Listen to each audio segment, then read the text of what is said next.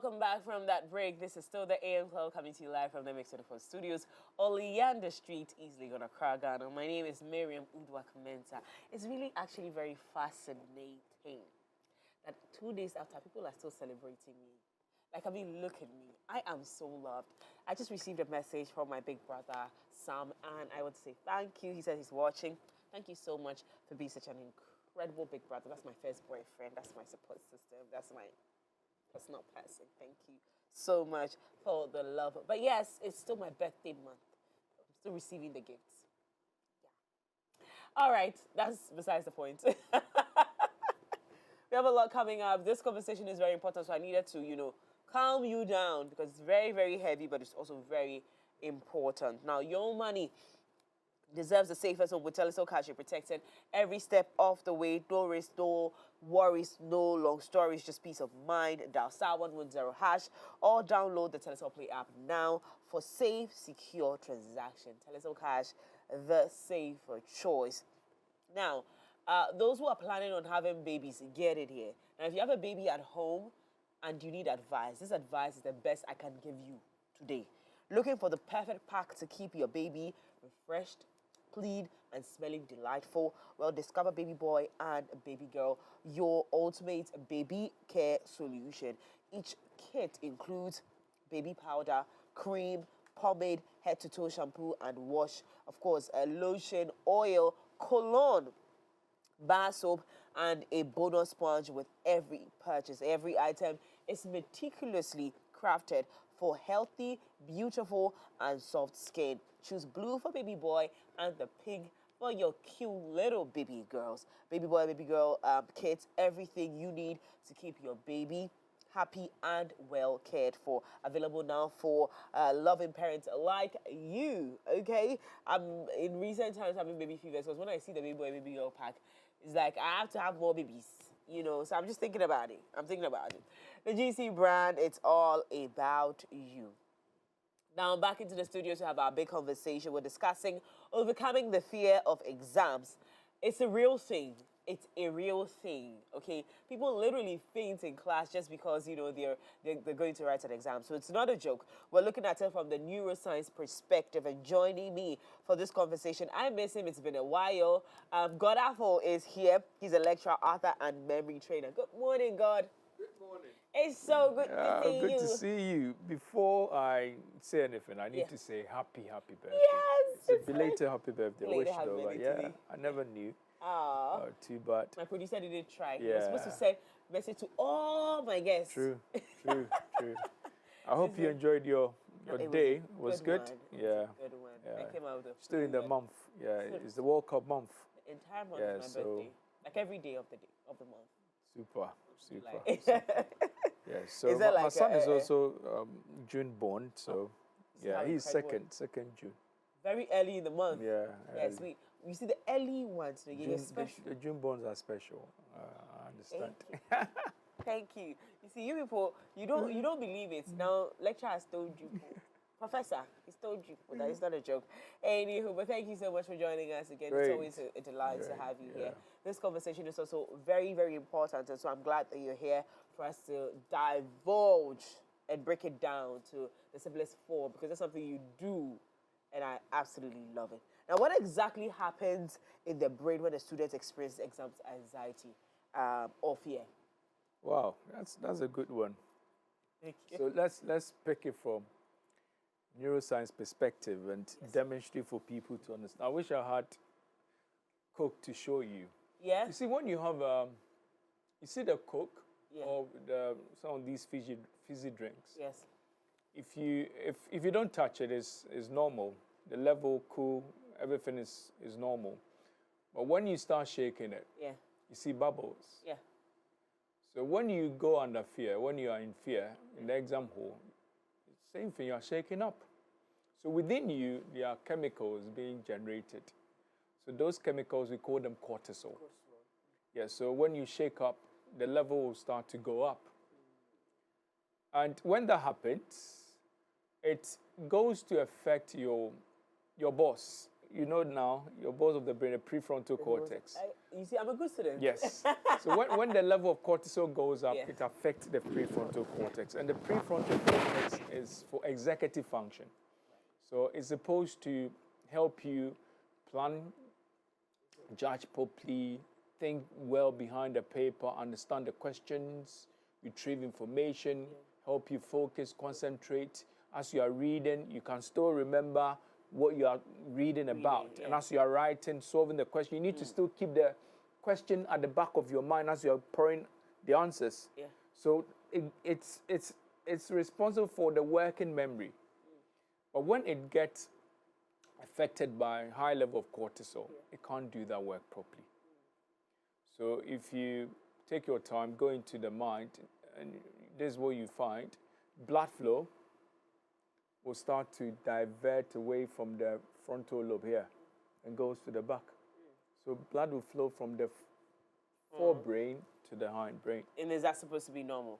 Yes, it's normal because the meaning is this. When you are under fear, experiencing fear, the brain thinks there's a danger. So when there's a danger, there's no need for us to be that creative. It's survival mode. Anything goes. Like your house on fire. Would you care about your gold and all that? No. Your precious things, no. It's about survival, safety first. Yes, safety first. So when it goes here, there's a part here called cerebellum. Yeah. It's for movement. So we need to move, run. So we get into fight or flight or flee mode. So we need to, either we are ready to fight, so it has to raise our level of cortisol to be ready to fight, or run. So that is not the time for you to be creative. So usually, creativity is about you remembering the things you've actually learned and be able to pull them down. And you can't remember. You are in there. You can't remember. So it's not coming. You think you are dumb. It's not coming. Fear. So when that happens, again, the memory center called the hippocampus also gets affected. High level of cortisol. And it saved the information for you. So it's affected. The prefrontal cortex will initiate a search. Look for this information. We want to understand osmosis. Look for this information. It speaks to the hippocampus. Hippocampus says, I don't have energy. I can't do this. Can't do this. Level of cortisol. There's enemy attacking me. My hands are tied. I can't do this. You. So you tend not to remember. So fear, a little bit is good to push you, but too much bad. And I keep saying this one, even great speakers, before their speech, they entertain a little bit of fear, nervousness, but you need to know how to overcome it. That part is very, very important. It's very important. It's very, very important. So, yeah, usually it could be normal, but it could be that bad for people, like you said. You have students fainting. That's why I want us to talk about this one more. Students fainting and all that. I had a session on TV3, and we had 2 students to give us their story. And they narrated this. They had some of their students fainting before the paper. Too bad. So we need to find a way to get our students to calm down. And there are things you can do. Drug-free. And it's free as well. Okay. We'll get into the remedies before we end the conversation, because that's also very important. But the fact that people do not even think it exists and think it's for lazy people, and you haven't, is it possible that you could be well prepared and still be anxious in the exams hall? Yes, it's possible. I've seen students who would have great content and still walk into the exam hall, still experiencing anxiety and fear. Yes, so it's possible. And I keep saying this one, it boils down to how you prepared and how you train the mind. Because some people, it's not just about having the content. So there are different types of fear. One of them could be fear of disappointment. And if you prepare well, fear of disappointment might not actually come in, but fear of unknown. Maybe you are not sure of the question that will be phrased and framed. Which one will come? I'm not too sure, even though I've learned everything. Another one is fear of forgetfulness or forgetting. I'm not sure if I will remember this. Yes, I learned this, I prepared well, but I'm not too sure I could pour it out in the exam hall. Yes, I could do this in my small corner when I'm at home, solving questions. These things will come. But I'm not too sure if I could reproduce in the exam hall. So that when you start to entertain it, it could make you experience anxiety before the paper, and when you get in there, be fear. So that is possible. That is why you need to know how to overcome it. It's not just about content, but it's also about consolidation. I talk about a process for passing exams. I use something called the 4C. Today I nearly brought my board. Yeah. So D, 4C, 4 of the C's. So D means desire. Okay. So if you want to pass your exam, or even do great things, you need to have desire. If you don't have desire, it won't come to you. Because you need to want it, so it will want you. You get it? Somebody wants to speak well. You need to have that desire for speaking well. Yeah. If you don't want it, it won't be given. That's how come it says, ask and it will be given. Yeah. So if you are not asking, there's no way you get it. Even when you get it without asking, it will be taken away from you. So you need to have a strong desire. I want to do well. I want to pass my exam. Desire. It will dictate how your brain works. Number 2 is your content. You need to have good content. So prepare well, have good content. But you also need to find a way to consolidate it. So consolidation is very, very important. So I need to have backdoor keys. I wouldn't be scared. That will bring down your anxiety, because I know if it's becoming a little bit difficult for me to remember, I have my backdoor key. I have my techniques. So I have to remember the types of fears. And if I think, if I get in there, maybe I'll get a little bit jittery. But if that happens, what will be my backdoor key? Maybe an acronym. Oh, okay. Types of fear. I have my acronym. So when it's hard, I'll just pull my acronym on the paper. Ridicule the fool. Read fool. So read fool, R-I-D-F-U. Okay, R, then I remember. Fear of recurrence of failure. I failed before. Could happen. So recurrence of failure. I, fear of inadequacy. D, fear of disappointment. U, fear of unknown. Rate fool. F, fear of forgetfulness. So with this strategy, even when I'm a little bit nervous, yes, I write this one down. This becomes my cue, and it will bring it to me. So when I prepare this way, it will calm me down, because I know when this happens, I'll follow my backdoor key, my techniques to help me remember. So it helps you calm down. Same for speaking. So today I want us to also talk about speaking. Yeah. Glossophobia, fear of public speaking. Same thing. The guy is scared. He might, when he jumps on the stage, he might not remember his lines and all that. Use these techniques to also help you be a good speaker. Yeah. So these are things that we can do. Okay. So surely it happens. Yeah. But if you have your techniques, you'll be good. Now, can fear of failure rewire the brain over time? And what impact does this have on academic performance? Fear of failure. Yes, you keep failing, and you keep believing in it. So things you repeat and believe in repeatedly, the network will be hardwired. So once it happens, it creates a network. There's a network of everything you know in your brain. So you know him. There's a network created so you can describe him. You know me. There's a network in your brain that holds that information for you. So when you see me, you can describe me. So when anything happens, it creates a network in your brain. When it keeps repeated, then it gets stronger. Yeah. So when it gets stronger, it's changing the brain. Okay. So the guy keeps failing. He keeps trying because he's not getting perfect training. Perfect training will make the student like the teacher. Perfect training will make anybody who you call dumb become intelligent. So he's not getting perfect training. Keeps failing. And nobody is motivating him, coaching him. So now he believes in it. I'm a failure. As soon as he accepts it, it gets hardwired. And the brain changes.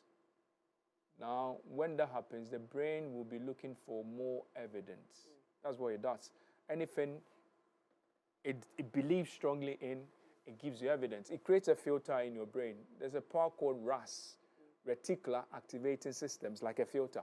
So we create a filter. The filter has now been created. The filter says it's dictating that I'm not too good. So when I see behind the book, there's a filter. I don't need to understand it. The filter will give you evidence that you are dumb because you believe in it. But when you change it,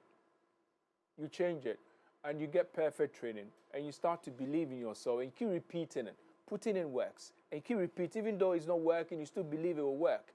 As you keep repeating, now your bad thoughts are being unwired and unfired because you don't repeat them again. Now you have new thoughts, they are now being fired and wired. So you are wiring that one instead and firing that one. Your neurons are firing those thoughts. So over time, they get stronger, and the other one will get weaker, and that becomes your new state. So now you sit behind the book, you are reading, you are getting it now. Oh, I couldn't get 2 times 6. I thought I would never get this. I'm getting it. I couldn't work out log. Now I can do logs. I couldn't understand osmosis. Now I could remember. I can understand these ones. Steps to doing this.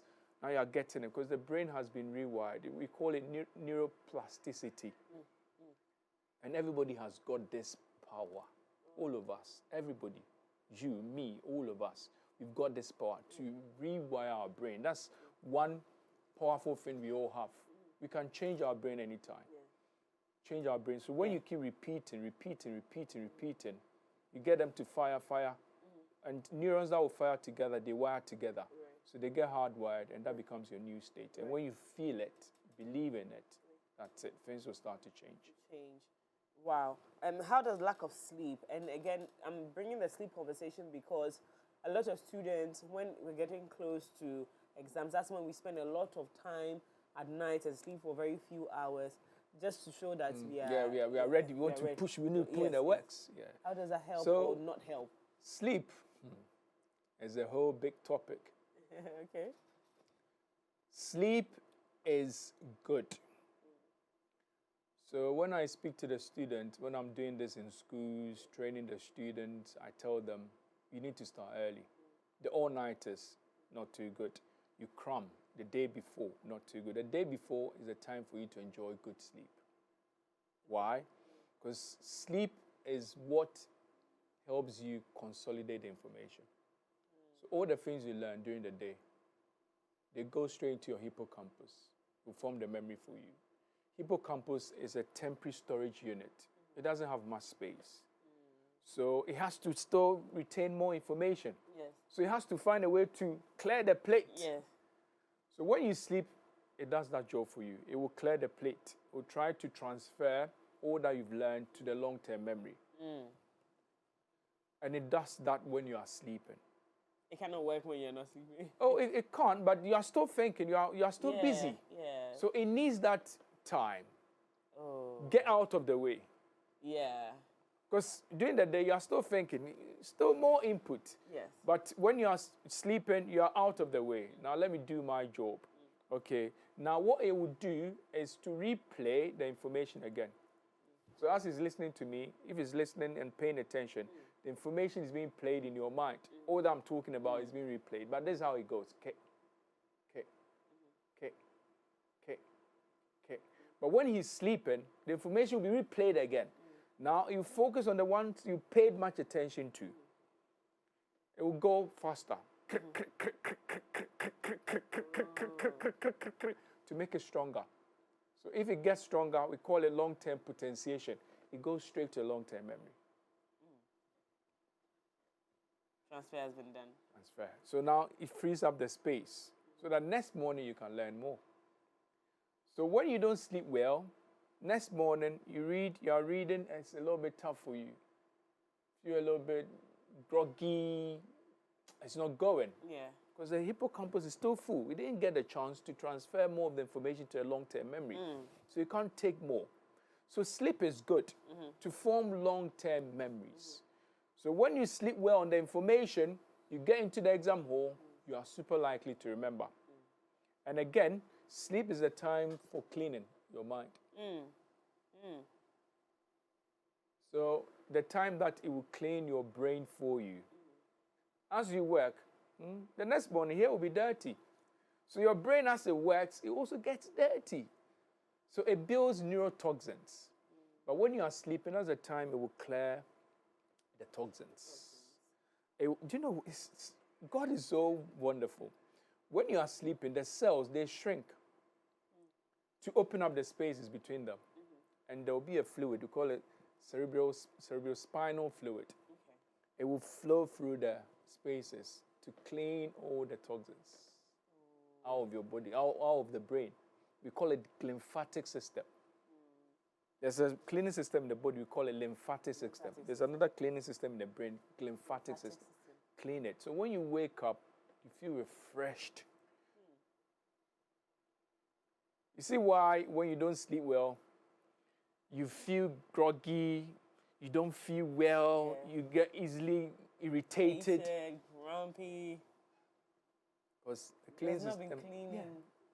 So when you are not sleeping well, it's not too good. It could even lead to chronic sleep deprivation, could lead to Alzheimer's, dementia.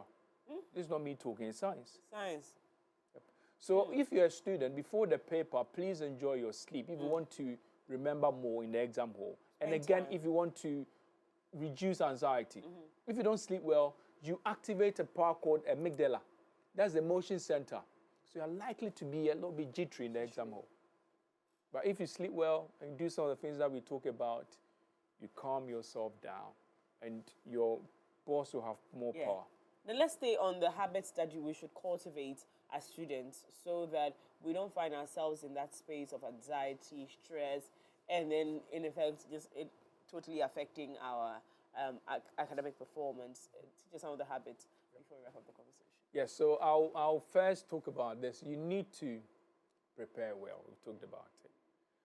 Because when you prepare well, it takes away fear of inadequacy, fear of forgetfulness, fear of disappointment. It takes away many types of fears. So you need to prepare well. Take your time. And we've talked about lots of techniques. So try and look for techniques. If you don't know them, look for our book. Okay, get our book on learning techniques, 37 Secrets to Passing Exam. So that could help you. But we've been talking about more. Or go on MX24 page. You find videos on some of our sessions. You could get some hacks from there. Yes. So preparation is good. Prepare well. But I'll bring you this quickly. In your preparation, make sure you know how to learn. So don't do too much of Baba. Baba. So instead of Baba, we will wait till the 11th hour. They want to cram, get everything into the brain. You are chewing. If you are chewing, and you want to get all the food in your mouth and chew and swallow at once, you get sick. Same thing with learning. If you do that, the information can't be properly consolidated. But we want to wait a whole 50-page book. We want to get it done in 4 hours or 2 hours. When you had about three months to prepare, you cram. It's also like we've given you opportunity to pick everything and send there. You could pick them one by one. Pick one after the other. You want to pick all at once, what could happen? You could even lose all. As you try to pick everything, you could lose everything. So why not take your time, pick them one after the other? Because you have time. So you start early and you use a 37-7. And I'll talk about not you going on a Baba path, but go on a Rabba path. Rabba. Rabba, not Baba. R-A-B-A-R, Rabba. So when you read, just read for like 30 minutes. Okay, don't do too much. Read for 30 minutes. After 30 minutes, close the book. So R, read, look away. A, away. Read, look away. Blurt it out. B, adjust. Repeat. That's Rabba, not Baba. Not Baba. So, I hope you're watching and, writing them down, because we don't have these conversations just so that they go into thin air. Write them down, okay? Because they will help you. I'm going back to school, so I'm making sure. It's a great learning technique to retain more. So I'll read for 30 minutes. When the timer rings, I'll close the book and I'll look away. Okay, I have jotted down key points. I read for 30 minutes. What can I remember? I'm not looking. So I'll try to blurt it out. We call it active recall. bring it out from my memory bank. What do I remember? Oh, I read about osmosis. Oh, okay, so I know there's a membrane here. There's a flow from high concentration to low concentration. Okay, so solvent through a membrane. Don't look at it.